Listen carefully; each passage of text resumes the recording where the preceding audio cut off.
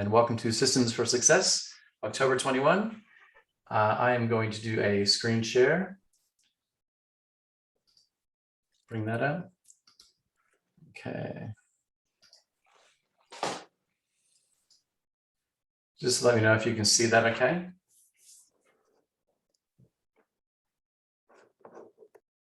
Yes, you did great.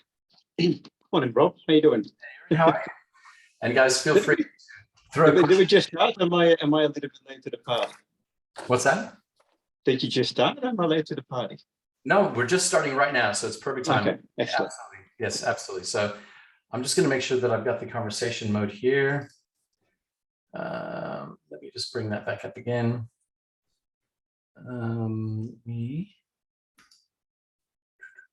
Okay, let me just bring the chat up. There we go. Now I can see the chat. So if any questions come through, feel free to add them in there. Okay, so basically the agenda for today's webinar. So we're going to cover the 4 stages of business growth. We'll go through a little model there. We have picked a volunteer for Kate. Kate from BP Air Services is going to jump in and do the CCF and the DRTC. So we'll just go through that process a little bit at a time, just to get a clear understanding of what it all means. Once we go through that, I'll jump into a little bit of systemHUB and show some examples of how it looks like when a system is actually brought across to systemHUB. Okay, so I'll just click that. So the systemology model basically has 7 steps. And for those of you who've read the book, you'll probably be familiar with this model. Basically, the stage 1 define is really working out what processes do you have in your business, whether it be a product or a service, and you're just going to define that process and define what that looks like within your business. And then once you define that flow of what it looks like, that's where the CCF comes in, that critical client flow. We then look at the department responsibilities under the assign. So step 2 under the assign is work out who knows most about that area in your business, which department is that process in, and then how do we actually extract and turn that into a process that you can actually then eventually put into your systemHUB. So the extract on stage 3 is where we meet with the knowledgeable worker and you actually talk through that process for your business. So if it's something like how to do an invoice in Xero, we would actually record that session and extract that information directly from the person that knows most about that process. Okay, so stage 4 in the organize, that's when things start coming across to systemHUB in the right department, under the right path, and the right flow, depending on how your business is traveling. Okay, so then stage 5 in integrating, that's when you start integrating what are the other apps that you're using within your business. If you've got Xero, using a CRM, you've got a project management tool, how do those processes that you're using for those tools then get captured inside your systems as well?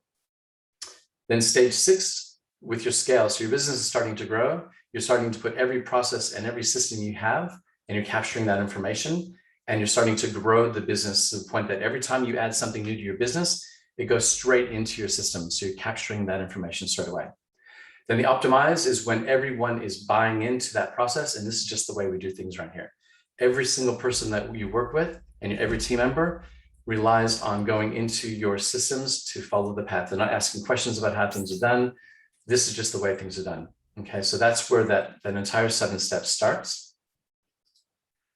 So what you'll learn by the end of this webinar, so you know how to create a business process. So we're going through that process with Kate today from BP Air, and we're just going to do the CCF and a DRTC and a SAS, which is that systems assigned sheet, that's the final process for looking before we add it into the systemHUB.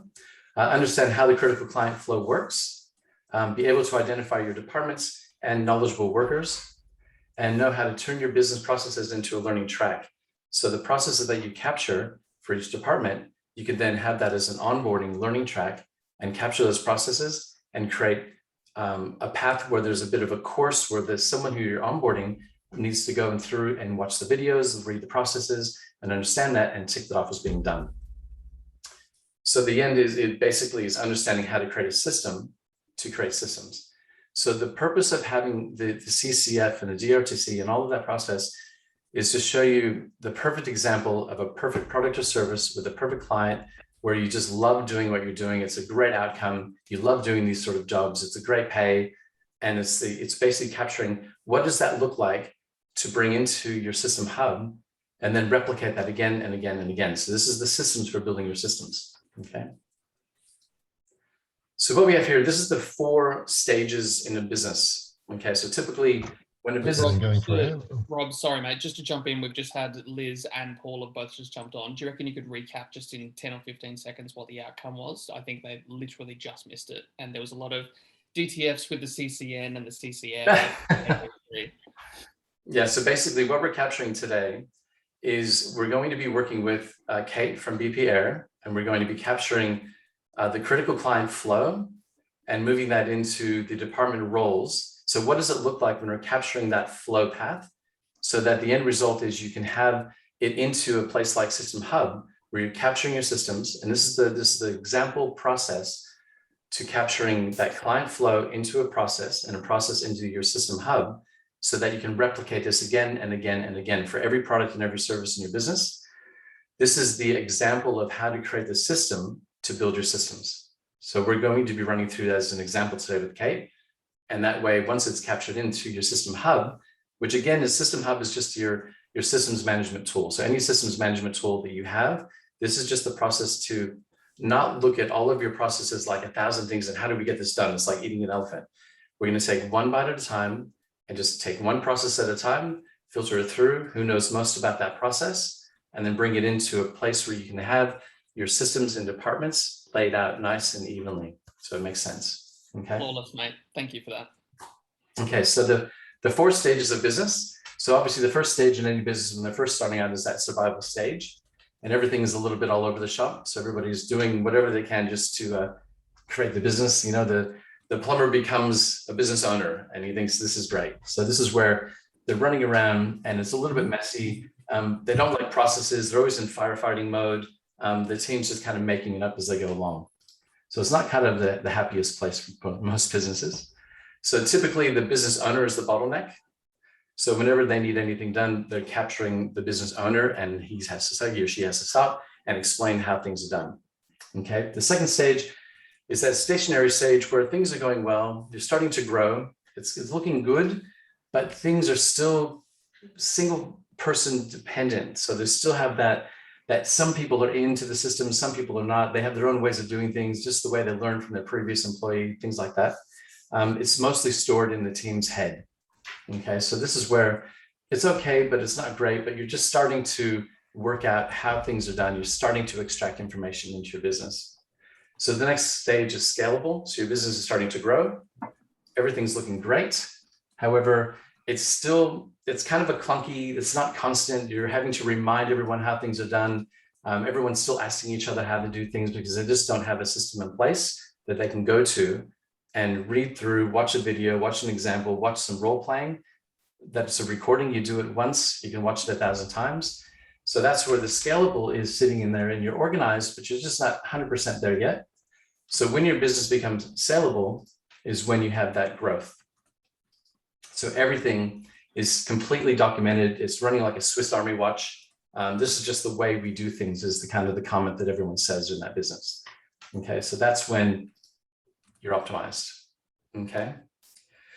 So what I'm going to do now is I'm just going to escape out of this page and I'm going to go into the critical client flow. So this is a blank page and we specifically designed this for BP Air Services.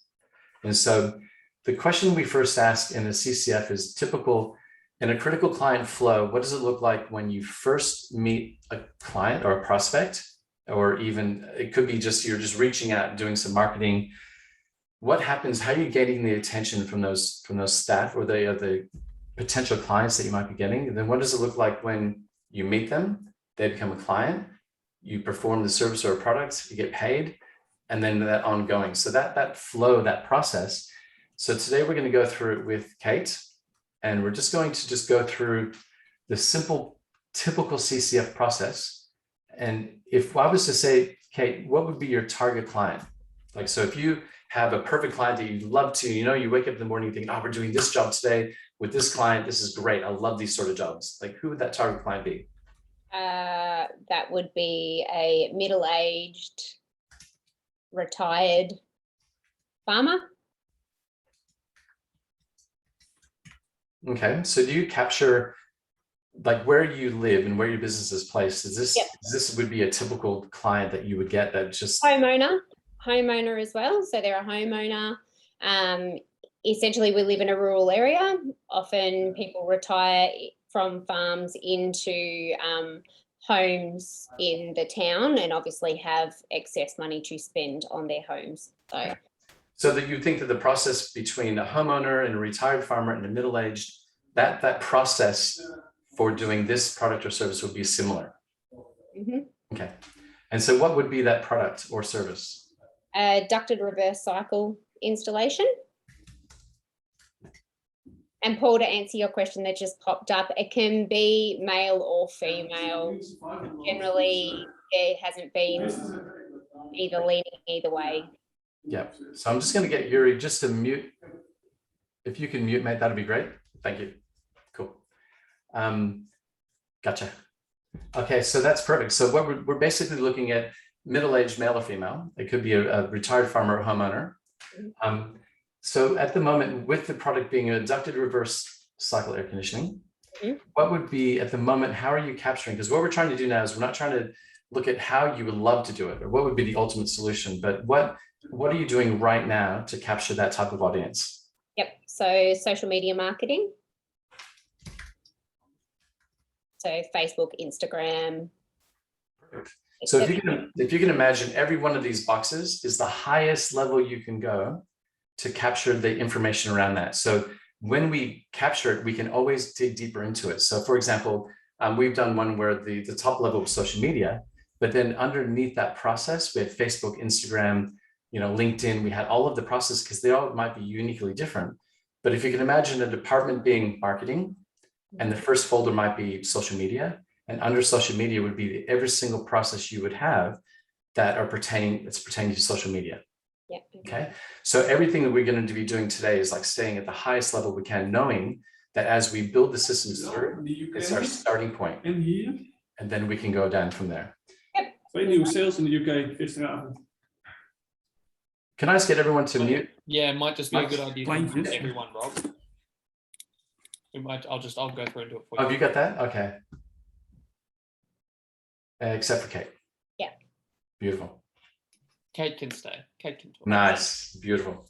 Okay. So what's another attention that you would be having, that you're grabbing an audience? Yep. So that'd be offline marketing. Yep.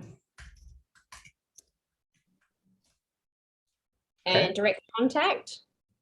So that would be through phone or? Sorry, yeah, phone or email. So if somebody's emailing you, have they already heard about you? Website will be high level. Sorry, website. Okay. And then it'll be phone. Okay, so if your phone is ringing, are they ringing you? I mean, obviously referrals would be somewhere that would be kind of a gimme. Okay, so we'll call that referral as far as how they're hearing about you. Okay, so there might be someone pointing them to your website, might be someone just giving them your phone number or giving them information on Yellow Pages, just your name, things like that. So again, we can capture how those referrals come in. And so what's the first stage? So social media, offline marketing, website referrals, how are they getting in touch with you? Generally via phone is the most common. Yeah. Phone inquiry. So would you receive emails as well saying, oh, I got your number, I got your email address from so-and-so? And Yep, phone or email are the two main forms of communication. Okay. So once you have that phone call and email, what's the first stage that you do? So what's the promise you're giving to that particular potential client when you receive a phone call or an email? So what's that first stage look like? So we generally provide them some information about our business and then book in a free sales quote. Or no, for this, yep, it will be a free quote for the ducted. Yeah, so we're just thinking about this particular product. Yeah, it's always good just to remind yourself, what are we talking about? What's the most, the most important part that we're talking about? Because you can always do another CCF on another product or service. Yep. And the beautiful thing here is if we're capturing things like social media, offline marketing, that process may not change. And if it does, that's okay. That's a future change. But if we did another CCF for another product or service, you're going to find that some of the things are going to overlap. Yep. So we don't need to keep recreating the wheel. We're just going to reference that process that we've already created. Yep. This is where you can start building 2 systems, 3, 4, and 5, that 80% of those might be the same process. Mm-hmm. So this is where that big, oh my God, where do we even get started, turns into something that becomes not so hard to comprehend and actually action. Yeah. Sorry, everyone. This is Brooke, my admin manager. Sorry, I should have introduced you. Hello. How are you? Thank you. Good. Okay, so great. So we provided info. We've offered that free quote. So Yep. what's the next stage after that? And remember, this is like this. Now we're into that sales Okay. mode. Yep. So generally we'll go out and then we'll scope the project. We'll come back and we'll provide an estimation Okay. or quote, whatever you want to use. Yep. Okay, so you provided the estimation to them, and then let's say that again they're the dream client, so they come back and obviously said yes, we love Yep. it, let's do it. So what's the next stage that you do Yep. once they've accepted We will request a 10% deposit. that? Okay. Once we receive the 10% deposit, then we will book in the works. Yep. I'm actually going to capture that here because that's going to be a full system itself. So book in the job. Yep. And part of that process, I don't know if it would be different or not, Rob, would be once we book in the job, we then will order the materials. Okay.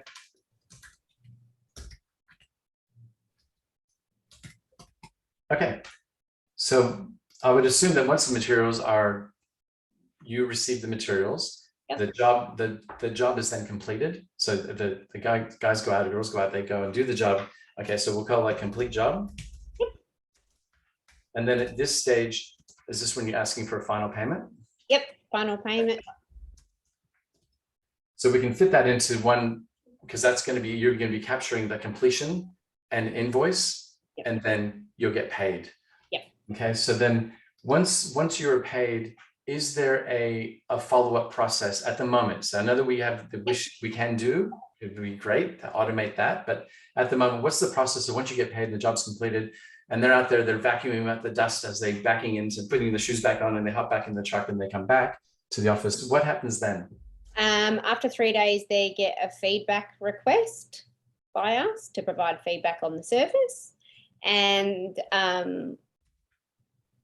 at this stage, that's probably it. Some will be booked for recurring service and maintenance, but not everyone. That's sort of not consistent at this stage.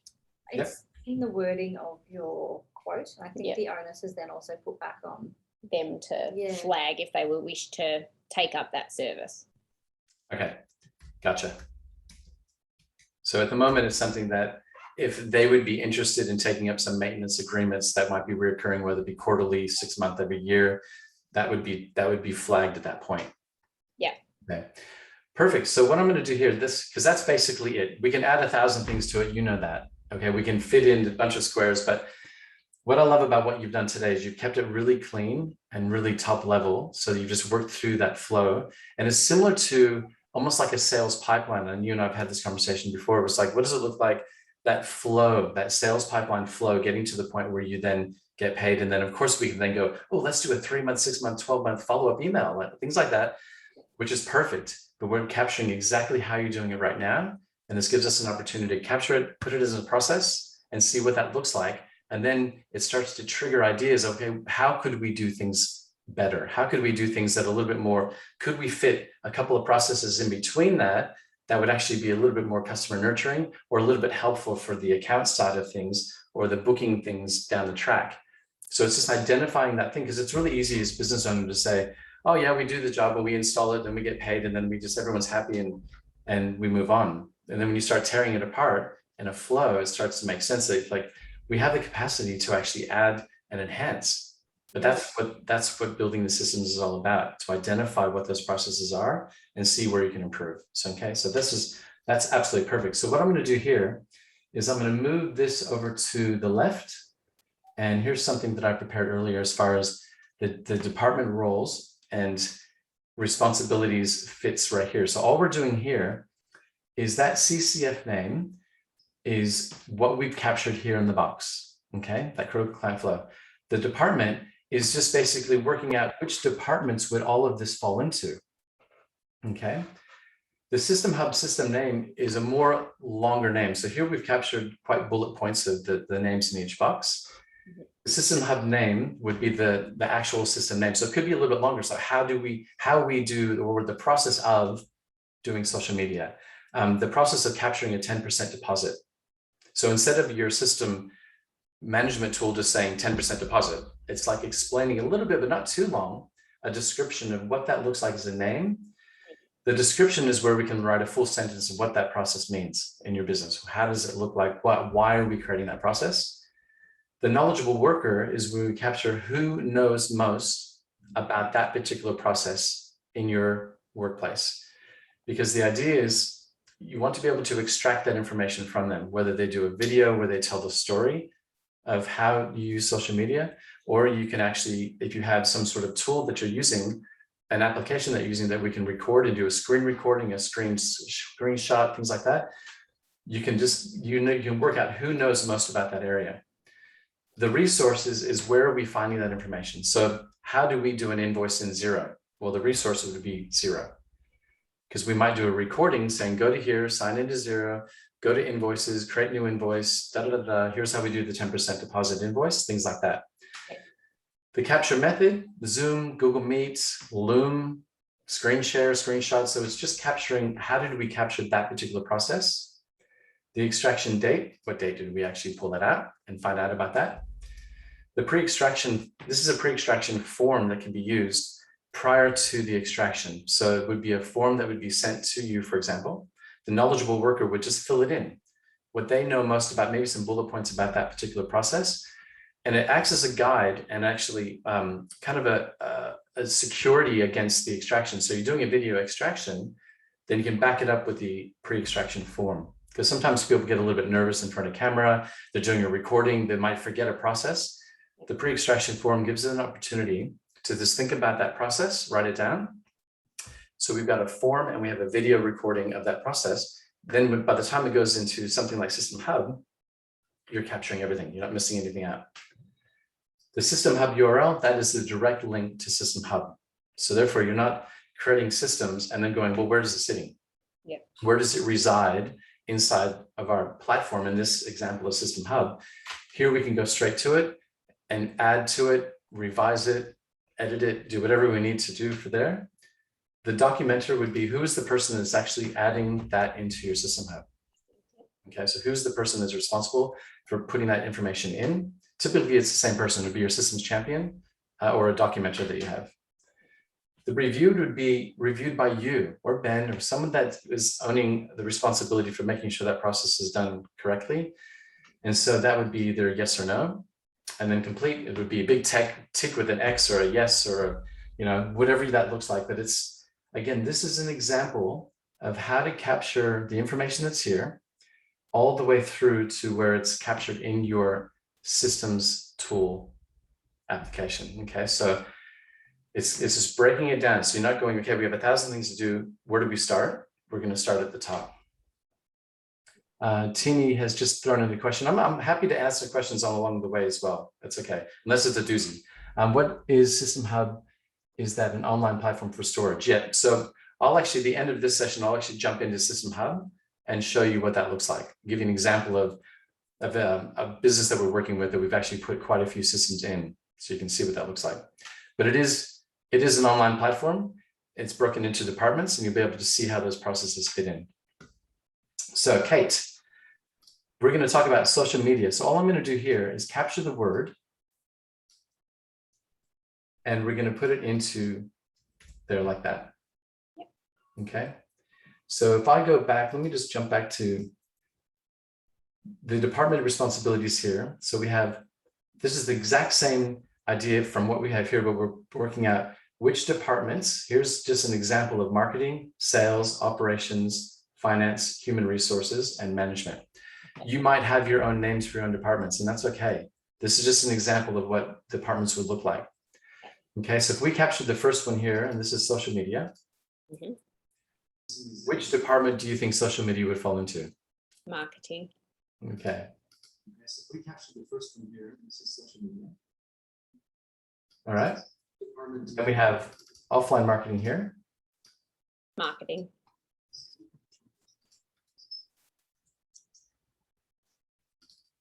And then we have website.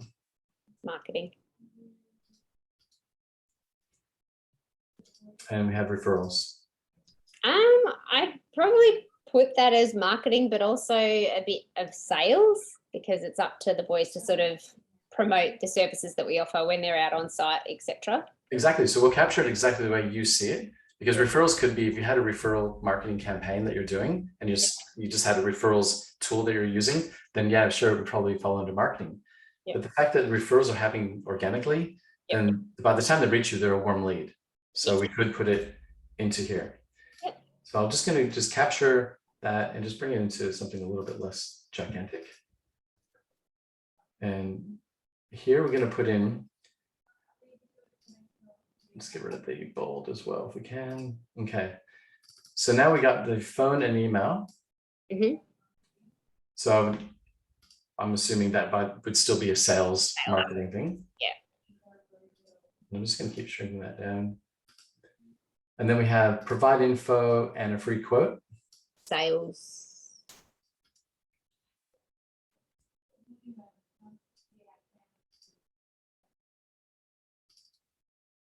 Yeah, just get rid of that. Okay.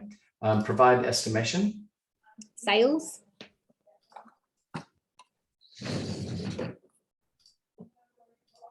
Then we have counted that 10% deposit. That I would put under finance. Yep. So again, this whole idea of doing this is just the process and how we're doing it. So every time you create a new CCF, this is just how you capture it, put it in the right department, from the right department to the knowledgeable worker. So you can see it's repetitive, but it's important because we're capturing and breaking each one down smaller and smaller and smaller to where it fits. Okay, so now we're in booking in the job. I'd put that in operations. Yep, very good. And same for order materials and complete job.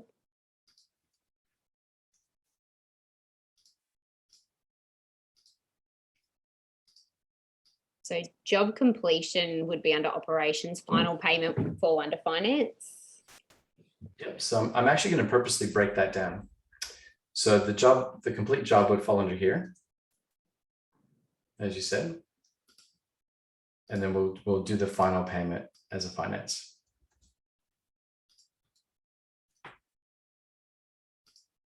And again, it's your business, so there's no right or wrong. This is just the flow.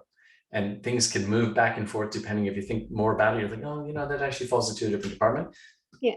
And there's no right or wrong. It just is how we're capturing it.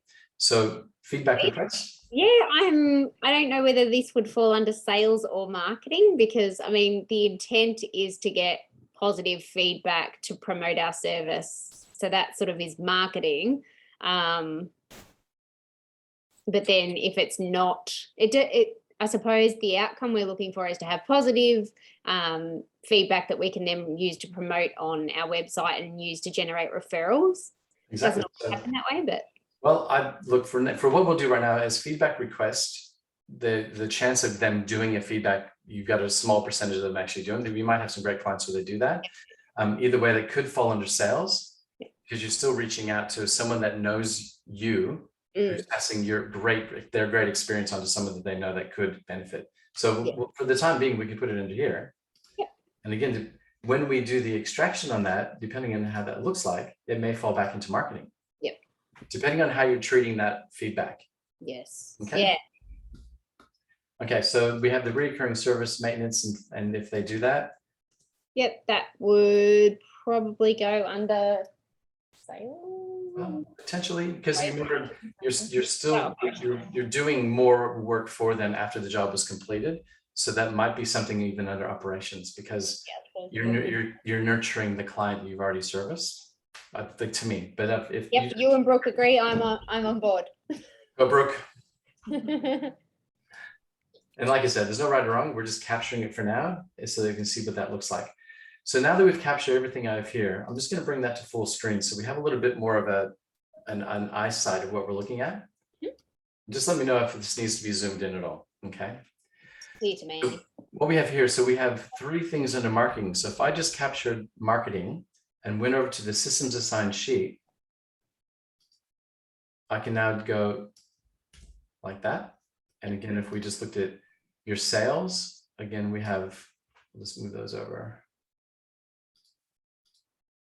And we've got 1, 2, 3, 4, 5 sales. So I'll just capture sales. And again, it's just copying and pasting. So 1, 2, 3, 4, 5.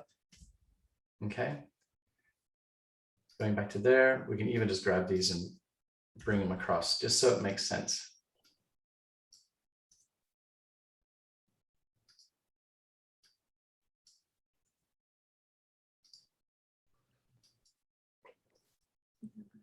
Okay. So under operations, we've got 4. So again, we're just bringing everything across. So it's just cleaning it up and keeping it nice and tidy.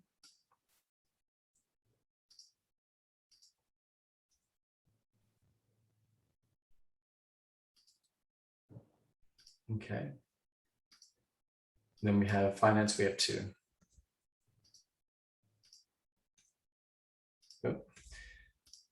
We'll capture that. So to give you an example, when I was doing this with Natalie and Kate for the inner circle, we had, I think, 35 different systems. And because we didn't stay high level, we went high level and then kept digging in and then kept digging in and then going, oh, well, that's actually a process as well. So and I was at the point of just going, okay, whatever you think. And I was just adding and adding and adding. And it turned into what should have taken, a couple of months to really work through and get it done properly. It took 6 months but that's okay. But instead of saying as high level as we can here, capturing it and seeing what it looks like as a finished product, as a process where you might have some role-playing video, like here's a video of answering the phone. Like how powerful is that? Instead of just here's a bullet point on how the phone scripts work, like making it fun and digital and fluid. So you're going in, you're modifying it slightly and tweaking it. Because when you do the basis and the core of this, you then can have the ability to expand and keep growing on it. Rather than trying to do everything in here, we just capture the top level, bring it across. What does it look like as a system? Love it. It's really good. And then you can start adding to it in that same process. So the systemHUB name is purely what it's going to look like over in systemHUB. The process for creating social media, how we deliver offline marketing, how we use our website for marketing. So little short, succinct little words there. So this would be like almost like the process of like that. And I'll throw another S in there. The description can be anything longer. So this is how we do like that. Okay. So that description is purely for if you were onboarding someone and they wanted to understand a process that you have in your business, you're explaining that to them. I treat it as a 15-year-old kid that doesn't know anything about your industry, and you're trying to show them a process in your business and they have no idea what you do. That's the idea. That's the language we want to use in this process. Okay, so we've captured the departments. We've captured the CCF name. We have created through here, assuming because this takes some time to go through, we've created a nice name. So it's descriptive, but short on that process name. And then the description is more of a description, which will almost be like an introduction to that process. Would go into here. So under the marketing, who would be within your business the knowledgeable worker for social media? Yep. So that would be me. I have a question. Is we outsource our social media? Yep. So they talk to me and we do the end of month reporting together. Like they basically report to me. So that would be me. Yes. Not the outsourced company. It depends on how close and how much of a relationship you have with them. So I've worked with some clients to say, well, we do outsource that. It's a bookkeeper, for example. Would that bookkeeper be willing to do a 10-minute recording as an extraction with us to talk about how they do things? And you'd be like, yeah, well, we're great friends, or we have a great relationship. So we would say the knowledgeable worker could potentially be you and them. Yep. Or that particular person to say, yeah, let's just do a quick Zoom video, record it, talk through how you're working with BPR services on the marketing. What are you doing? What is that? Then we capture that video And you could even document that video and extract that Yep. verbal storytelling. So it's backed up by what you're doing as far as what you're allowing and what you're paying for marketing each month. But what they're actually doing as a professional, because you want to capture that as well and give them the indication that we're not trying to replace you. We're trying to capture the process that we're currently using so that we have our business in a box. It's seeing that everything we're doing, including the outsourcing companies that we work with, we're capturing the most important data and information that's helping us with our business. That's when they go, wow, I'd love to help you, instead of going, we want to find out everything you're doing so we can get someone else to do it. That's not the intention. Okay. So let's just put their name as well. Yep. And Elizabeth. Okay. So I'm just going to jump on. Sean Cocker's asked a question. Could you share these worksheets at the end of Rob? It looks like you have tweaked the headings from systemology, which is easier to understand. Absolutely. And yes, I have tweaked them because I've added a few things in here that I've worked out over the months of working with other businesses, how it even makes more sense and be a bit more clear. So absolutely, Sean. Okay, so we're into offline marketing. Kate. Nope, it's not. Website. Kate and Elizabeth. Website would be Kate and Elizabeth again. Yep. Cool. Referrals. Who's the knowledgeable one? Yeah. Benji. Yeah, Ben. Or the technicians. I don't know whether you can Yeah. just. No, Ben. Yeah, he's the smooth operator that everyone loves. Ben. Okay, so he's responding to the referrals that are coming through. Oh, Oh, he's no. not doing that. He's Remember, doing- we're talking about the process of the referrals when they come in. How are we managing those referrals when they come in? Ah, that would be That's- Brooke. Yes. That would be Brooke then. Okay, see, it's just a matter of just kind of breaking it down because there's two different parts to referrals. One is Yeah. going out and getting them, and one is getting them and what do we do with them? So we want to capture what we're doing with them to see how we're doing it at the moment is spot on and efficient. Okay. So now we have, okay, so the phone is ringing, emails are coming through. So that's Brooke. Yep. We have the providing info and doing that free quote or offering that free quote. Generally speaking, Ben. Estimation. Yourself. Kate. Kate/Ben.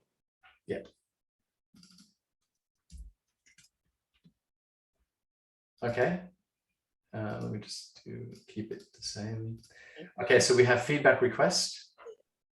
Service mate. Um, Can we say it's a program?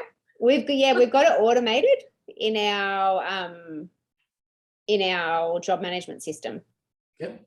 And how are you doing it right now? Who's managing that? Like who knows most about that process of how you're currently doing it right now? You or me? Or who's investigating that? I want to make it better. Like I see, areas for improvement on that. So I'm happy to put my name to it if you want. Yeah. So we'll just capture how you're currently doing it. And then we add that to what's called future works, because we just want to refine that process as well. Oh, Okay. So who does the operations side of booking in the job? This little lady. And ordering materials? Legend to the left. myself and Ben does that really. Yeah. Okay. So I'll just put and Ben. Okay, on the process of completing the job and making sure that the job is completed, I'm assuming that would be Ben because he's currently out on site and doing all that, or are you on the phone making sure the job is completed so that you know that you can send that final invoice? Like what happens on that job completion side of things? If it's got electrical, it's definitely Aiden. And they all do, don't they? These ducteds. Aiden would be that one because he's the last one on site. Ben? No, Aiden. I would say Aiden. Aiden/Ben. Is that ADEN? AIDAN. Oh, Aiden. Okay, yeah. AI, Rob. He'll pick me up for it otherwise. Like that? Yeah. Good. That's good. Okay, so recurring service and maintenance when that gets flagged. That's me. Yeah. Yeah. Okay. No, Oh, Brooke. Sorry. Oh, okay. The next three are Brooke. Okay, Brooke, we're going to be doing a lot of extractions from you, which is fun. Okay, So the resources here are really about, remember the example of where are we getting the information? So the majority of this, for example, what accounting system do you use? Xero. Okay, so we're going to put something like, Well, no, it wouldn't be Xero. That would be ServiceMate because we invoice out of ServiceMate. Sorry, Rob. okay, so it just goes back to, it goes back to zero. Once you create the invoice, it just syncs. So zero is just acting as your accounting. Yep.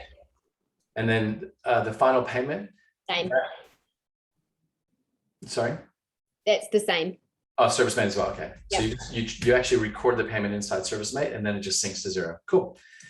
So in that example of ServiceMate, we would literally open up and log into ServiceMate from a blank web page, log in, go to that process, create the invoice. And I know with ServiceMate, it might be the quote number matches the job number, matches the invoice number. So that flow on effect, we could almost do it in one extraction, creating the job, or creating the quote, creating the job, creating the invoice. We can do that in one sitting, but we capture it in 3 different recordings. To see where we can save time in one 10-minute session, we can capture 3 different processes. So it's just about understanding where the resources come from so that, well, while we're in ServiceMate, why don't we just do all of the extractions or that processes inside ServiceMate in one hitting? So we're only really getting Brooke in for a 15-minute session instead of going next week, we're going to do a 2-minute video and get Brooke in for the day to do that. So it's just a matter of being efficient. So the capture method, we can use something like Google Meet or Zoom. It just depends on how you're capturing. It might even be something like Loom, or it might be a screenshot. And again, I'm just using these examples to say this is where we're capturing it from. Because the idea is you want to go back to this in a couple of months and not, if you do have a gap in creating processes and you're coming back to it, you want to look at this and go, well, this is kind of our map. It's our legend of how we're doing things because we've let it slip for a couple of weeks. And we need to we're revisiting this idea again. And you know what extraction dates were taking place. If there was a pre-extraction form, that would be an exact link to the jot form or whatever form you use. Could be a PDF that you've used, you've actually printed out and hand wrote and scanned it. So where did we store it? Was it in SharePoint? Was it in Google Drive? Was it in Dropbox? Wherever that stored, that file sitting is where that URL will sit. So when you click it, it takes you straight to that form. Okay, you're not having to go and find things. Same with the systemHUB URL. It's just the link directly to that process. Okay. Then the documenter is going to be saying, okay, here's whoever's documented. So again, your systems champion. So when that process is done, or you think it might be done and it needs more work, we know who to talk to based on who documented it from here. Reviewed, ticked off, and completed, yes or no. Typically what happens is we would capture something like that, and you might do that. Because green means it's done. You might capture and do something like that and say, that's in progress. Yep. So again, using that legend point of view, you know that the green ones are done. The orange ones are the ones you're still working on.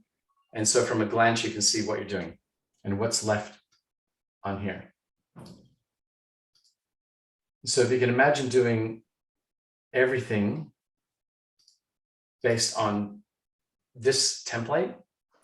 So when you create a new CCF, a new DRTC, a new sales assigned sheet, and it's blank, you can go back to any one of these and see which ones are still needing work. And you might leave some that are orange. Like for example, this flagged one, and even the referral, the request, feedback request might be stay orange because you haven't completed that process yet. You started it, it's in the systemHUB, for example, but you just haven't completed yet because it's still work in progress. Yep. If you're switching to a new CRM platform and you want to capture that process for client nurturing, keep it as orange because it's still something you're working on. You haven't completed it yet. Email campaigns, you're working through an email campaign. Yes, we have an email campaign, but we're just moving over to a new process. So you capture the process, make it orange. That way, from a glance, you go, actually, we're still working on that. We need to mark that off as green. Green is good, right? So then you get back into there, you do the recording, you get it in there because that's the way you are doing it now.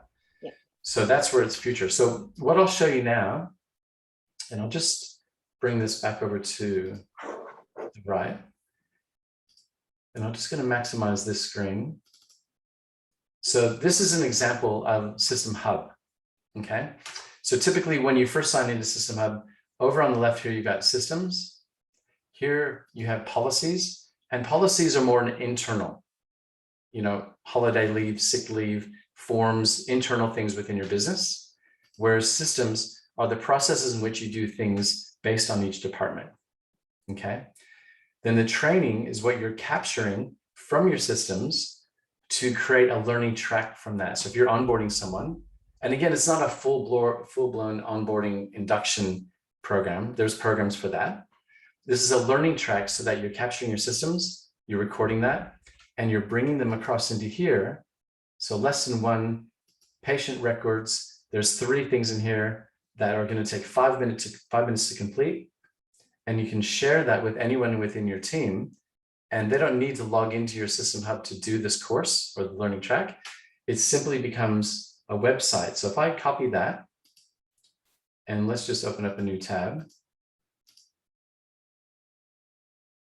So basically they're taken directly into that course see how I can't go back. I can't view your internal things within systemHUB. It's just a website that they'll go to that they have to do this course. And the same with any system. So let's say you do create a system that's for a contractor, but you would love that contractor to see the video you've done, the step-by-steps you've done, the bullet points you've done, but you don't want to invite them into your systemHUB. This is your internal systems. You can go into any system. Say we have a confidentiality. This is just an example. And over here, we can actually share that. So we copy the URL, bring it over to here, and paste it. So that contractor can only see this screen. So all they can do is read through what that looks like, but they can't go back, they can't go forward, they can't edit it, they can't change it. It's purely yours. So from an example point of view, this is a medical center that we're working with. So they have administration, number 1. So there's a numbering system, and each numbering system, the process becomes A, B, C, D. You could have 1.1, 1.2. The reason I like the flow is there might be a process in which you do things that aren't just going to be put in alphabetical order. It might be a process that you do things, like you get a client, you give them a call. That's a customer service and operations point of view that might have a flow. So you might call it A, B, C, D, E, like that. So anything that you have in here gets captured as the flow for forms. We then have hiring process. What's the hiring process? Questionnaire, things like that. So it's just, all this is capturing information based on the person that knows most about that area, letting them tell us the story and recording it on video, extracting it from here, even capturing email templates. So if there's an email that goes out for a hiring process, what does that email look like? Let's capture it. So we capture it here as an email template. So under management, again, we just have a whole variety of processes that are under managing. So operations, for example, in the medical industry or general practice, we have nurses' procedures. And again, it can go on and on and on, but we started from a simple CCF to a DRTC to a SAS to building the process. So we started with what's the procedures for nurses. Then we have practice information, nurse physician description, infection control. You can see the green ones mean that they're done. The orange ones are the ones we're still working on. So we've captured the information, but some of the wording might be out of date. It might be a little bit different from the extraction based on the person that's approving that. So you can see this one is marked off as green because everything that's in here is word for word exactly the way that they like it. That's the way it should be. So in the medical industry, they have an accreditation every 3 years. They must provide this information. So in the old-fashioned terms of accreditation, they can't just invite someone into systemHUB. They have to print it and hand it to them as a book. That's where this comes in track. You can actually print a PDF every single process, okay? So this is an example of where you can go even into technology, computer security. What are the staff roles? What's the disaster recovery? How's the backup and restore done? The virus checking, firewalls, maintenance, so forth. Simple things, but there's still a process for all of that. Under policies, which is more internal, you might have company policies. So then you have introduction. So what is our company about? Who are we? Then you might have your organizational chart sitting here. Who's who? CEO, financial controller, and then you have your company policies, guidelines for the team, professionalism, customer service. Then you have your workplace policies, employment policies, things like that. So inside systemHUB, you have over 90 templates already built in. So these all of these here were templates that just need to be reworded within your business. You don't need to recreate and reinvent the wheel. This will prompt you to go, wow, we actually don't even have an organization chart inside of our processes, but it might be something we could capture. So that's where these templates come in. And it's things that you wouldn't even think that you needed until you needed it. And it's like, oh, that's actually really important that we should capture that. Okay. So that's it. That is an example of systemHUB based on how we capture it from the starting point from right here to how it ends up into your systemHUB as an example for your systems platform. Okay.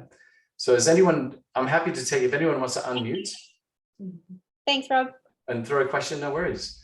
Yeah, either throw a question in the comment or unmute yourself or just put your hand up if you want to. See if I can get everyone on the grid. And I know, Eric, you're there, so you're seeing anyone that's there. Yeah, absolutely. I think for me, it's a good chance to check in with those that are, like Sean, for example, somewhat well acquainted with the process of the CCF and systemology.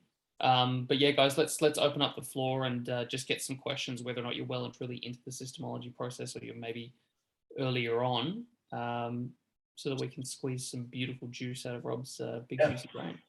Yep. Yeah, Rob, if Yes. I jump in. I really love all this stuff. And I love systemHUB and I love what I'm seeing. And the one flag or concern I would have is around maintenance. Like there's so much information in there. How often do you go back in and review? Like do you even have a system for review? Because there's so much data that goes out of date so quickly in my mind. Am I wrong? No, it's true. Like once you build the process, you don't want it to ever be fixed. You want to be able to go back in and edit and modify and revise it as often as you need to. And the only way that gets done is when you're inviting the entire team to live by those processes. So instead of explaining to them, you just send them the link back into systemHUB. Remember that shared URL where you can share it? Yeah. They don't need to log in. If they go in there and they say, well, that's actually different than what you told me last week, because that looks like something that was from last year. Because it's being used every day, it's going to be constantly being fluid. So then you might think, well, instead of having a bullet point, I might just grab my iPhone and just do a video. Here's the process and how we do this particular thing. And that video then gets recorded. And yeah, you can document it if you need to.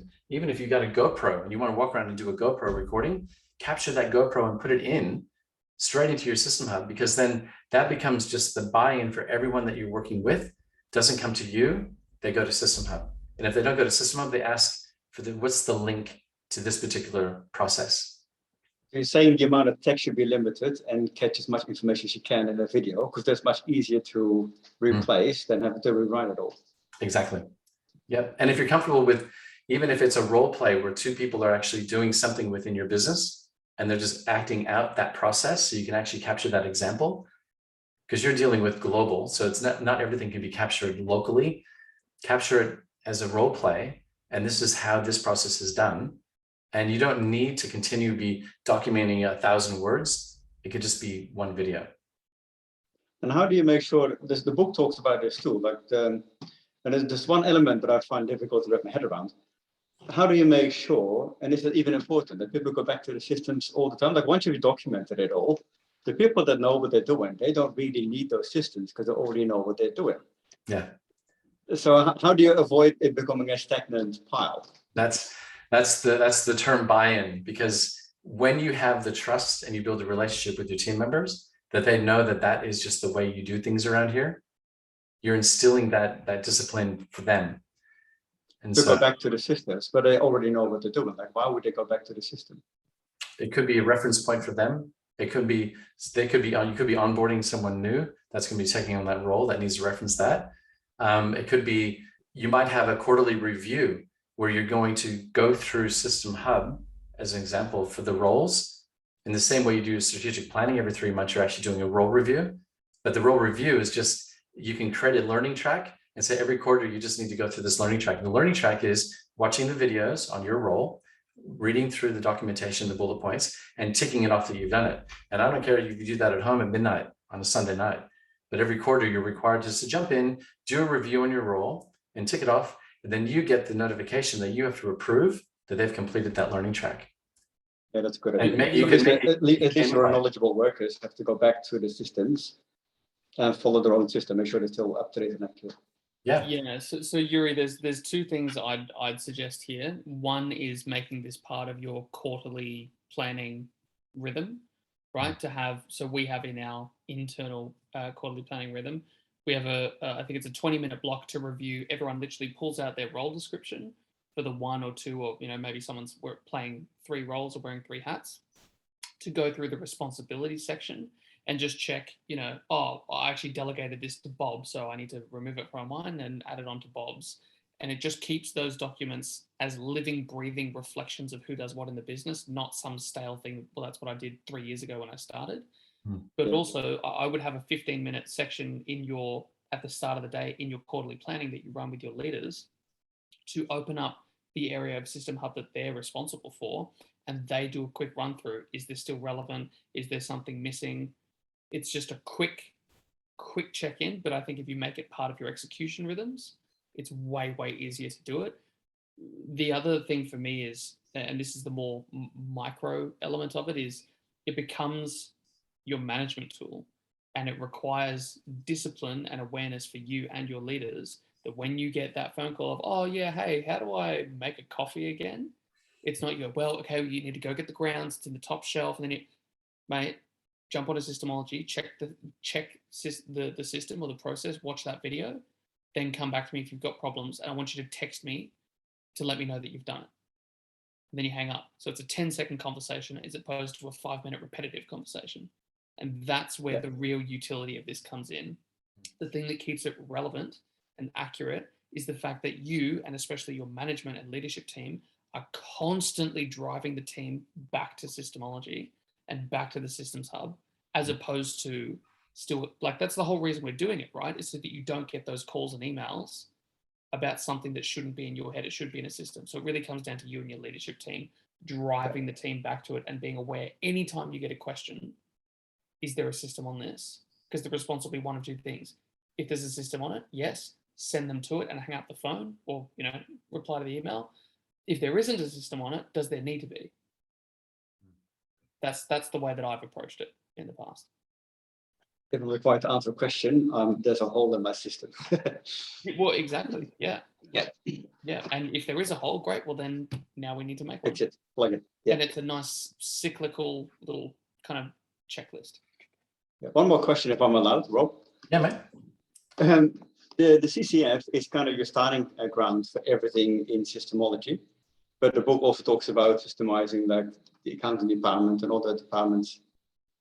You don't have a similar flow for that, do you? It's just the CCF is for your sales process, and everything else you do on the fly. Well, I've had the same question before, because we're at a point with some of our clients where the CCFs are completed. They've gone to the department responsibilities, but what about operations, the day-to-day operations that are taking place that are not part of a CCF, not part of that flow? Yeah. What we've actually done is we've gone straight to the DRTC. We've gone straight to operations department, and we've picked one thing that is part of their operations and what happens after that. So it almost becomes a mind map. Okay, so we have a process for ordering materials in for a job. Okay, what's that process? So it's kind of it takes it away from the Asana ClickUp, here's your checklist, to what are the 5 processes that help that one main process get done. So jump straight into the DRTC, but you remember, you still want to know who's the knowledgeable worker for that process, because there might be 10 people involved in that one process. Capture which department's operations in this example, capture which heading it's going to sit into. So materials, ordering materials, whatever that title is. And then the process might be A, B, C, D, or 1.1, 1.2, 1.3, but you need to have some reference point like that DRTC, that Excel spreadsheet, where you've got department, system name, system title, knowledgeable worker, and then the link back into systemHUB of where that process resides, because it might stay orange for longer than you want to. You want to make it green, because that's the completion. So you've got to have some reference point rather than looking at your systemHUB and looking at a whole bunch of orange dots. You don't even know where to start. So capture it in the spreadsheet as a heading, and then create the flow underneath each one. But use that as your legend. Use that as your base point. One more thing, sorry, keep going on here. But you've got systemHUB, you got your spreadsheet. Like, what's your source of truth? Are they working together? Like, do you always have them both? Or is the spreadsheet a stepping stone into systemHUB, and that's where you kind of end up? the spreadsheet is a stepping stone into systemHUB, but it's your systems for creating systems. So if you wanted to jump straight into systemHUB and create a folder and create a process, you could do that. But typically there would be 3 to 10 to 15 processes for one particular area in your business that you want to capture. So the spreadsheet is designed to create some order, to create a process, to create who knows what and where it resides. And then you mark it off as being completed. Because if you don't do that, you're going to jump into systemHUB and just go, I don't even know where to get started today. Monday morning, I've got 20 things to do, and I just eventually put it away. You look at the spreadsheet, oh, that one's still orange. I'm going to make that one green. I'm going to focus on that one system today. And if I need to go out and get a recording, I want that to be green. So you kind of gamify the whole process, but you're also simplifying it down to just taking one bite at a time until you get it in there. Yeah, there you go. Got it. Thank you. No worries. Anyone else? Any other questions? Great questions, Yuri. Great question. Thanks, Yuri. Awesome. Who else, guys? Craig, Honza, Paul. Yeah, Craig, mate, you got a question? Let's go.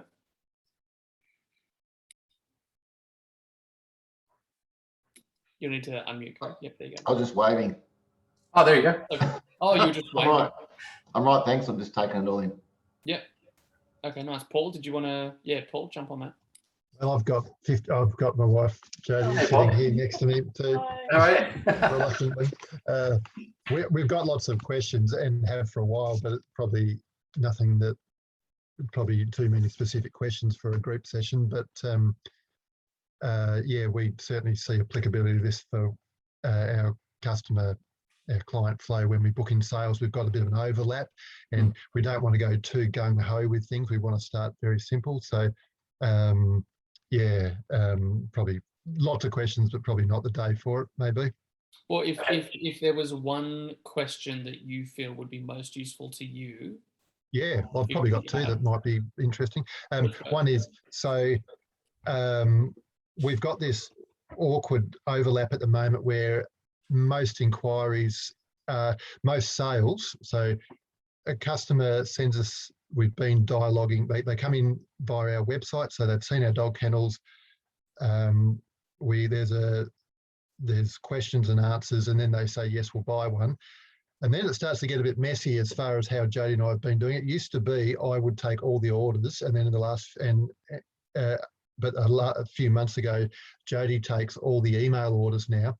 And so I used to take the customer's details, hand it to Jodie, and she would invoice them just on my we'd see when the money turns up in the bank account, then we'd release the goods. But there was and still is quite an overlap of conversations between Jodie and I as to have they paid and releasing their goods, and what are their, so do we have it in stock? So before, it was probably easy when I was doing it all because I knew what was in stock. And so we've got this really messy little thing at the moment where we know we need to do something, and it's on MyOb. And as soon as we manufacture our dog kennels, as soon as we flat pack, all the numbers of all the serial numbers go straight to Jodie. So we've got that recorded. So there's no chance of us getting sending kennels out that we're not billing. It just can't happen with our system. But then it gets, so she puts that on a spreadsheet or in MyOb, every serial number of every kennel. And then they get linked up with sales or with resellers, depending on where they're going. But it's just really messy. So I don't know if you don't have to tackle that one today because it's. Yeah, I think what we could do is, I'm happy to jump on a mentor call with you as well and go through that. That's more of a process. So we could even look at something like ClickUp, and you have a process in which you have someone's gotten access to, so they've contacted you. Even if we did that as a mind map to say, what's the flow on effects? So they've entered into your business, now they're a client. They've ordered a kennel. So is it a yes or a no? If it's a no, it goes this way. If it's a yes, it goes this way. So that's more of a mind map thing that you can do. And that's something that's actually built in from the essence of tools. ClickUp is fantastic for that, because you can not only create your heading and tools and tasks and subtasks, but under view, you can actually click mind map and it shows you a full breakdown of what that looks like. And that's something that might be helpful as far as ensuring things don't get missed. And once you capture that, then that becomes your process. And that Yeah. process is what then gets captured into something like systemHUB. You can actually reference it back Yeah. to that particular process. Yep. But it needs to be mind mapped first. You need to have that flow so you know exactly what that looks like. And that becomes a checklist. When that happens, that's next. When that happens, you can't skip it. You can't miss it. So, but happy to jump on a mentor call with you, just a one-on-one, and I can show you through. You show me how that process looks like, and I can offer you some idea of how to capture that process in a mind map. Yep. Cool. Definitely. Awesome. Thank you very much. Cool. No worries, Paul. Anyone else? Any questions? Hey Rob, can you hear me? Hey Dan, how are you? Yeah, good mate. For a stop and say hello. I am observing something. We have an awful lot of systems here and we're continually growing them, so it's great. But I just see an awful lot of value in the navigation aspect that you've got there in terms of finding what we need, and especially for new team members and stuff, and for sharing between team members. So that's the gold I see in what you've shared today, is that having real clarity at the entry point looks like it's a very much a key part of it. So yeah, definitely.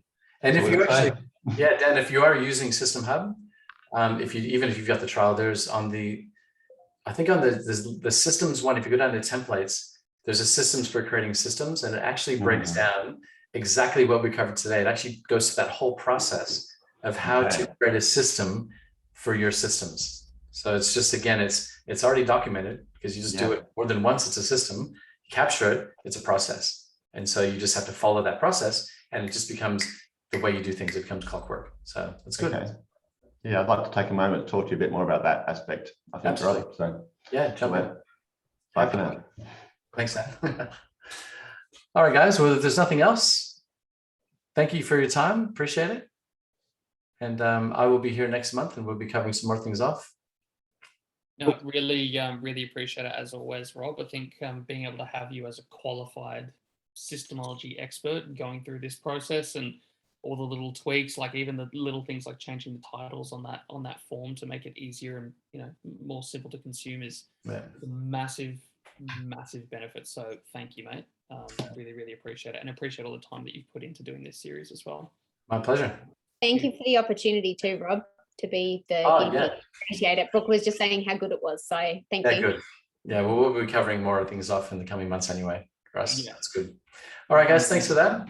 Thank you so much, Rob. Really appreciate it. Thank you everyone for showing up, and we'll see you on the next one, guys. Thank you. See you. Bye.